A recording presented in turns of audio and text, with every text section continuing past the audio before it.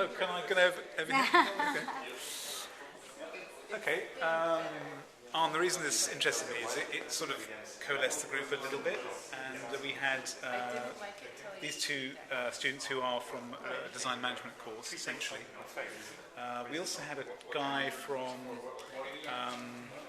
he came from a sort of operational type of background, but the group really weren't coalescing around a single subject. So I propose that we actually talk about something that I think is a key topic for me, which is actually what differentiates a design approach or designer's approach to a traditional management consultant approach. And what we actually did was that we created these stickies to try and articulate what those differentiators were. So we've put this together because I actually think this is a key question. And I think I've been thinking about this for some time because I think it's important to know what your point of difference is when you're actually communicating with the client, to try and frame your dialogue with them in a better way. So, do you want me to run through them? Or? Yes, please. Okay. So we've got empathy. We've got a participatory approach. This is actually from the group. So creativity. Bringing energy into a playful space, this being given permission to play. The what-if hypothetical thinking, continued loops of hypothesis evaluation, being more visual, so making it an easy to understand communication and a level playing field for those who are taking part in the workshop. Prototyping is obviously very key. Being more conceptual, in other words, being open to a free flow of ideas from, but being broad concepts to actually ideas that are implementable.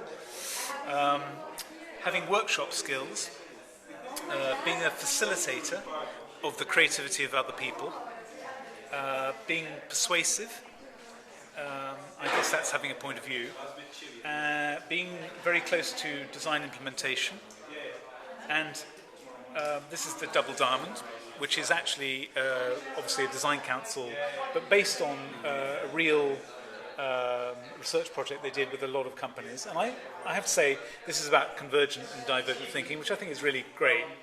And this last one, which is about visual sense making sense of complexity, but visually. Yes. So that's pretty much the conclusion of what we did in that time. Okay. Is there anything that you talked about in your group that, for you, kind of developed your thinking, or you heard something new, or was it pretty much along the lines of what you were thinking anyway? I think what I found I wanted to do is I wanted to get back to bare basics, and I found a lot of the conversations weren't really doing that. They were actually exploring very difficult things, and I wanted to come back to something that actually could be that first step in the process of a dialogue, to try and find ways to engage a client in conversations about how a design approach could be of benefit to their organisation or their company. And I think this is possibly why I push it in this direction, because I sort of thought this might coalesce the group into one topic that they could all engage with. And I think it sort of worked, really. That's my view. Yes. All right.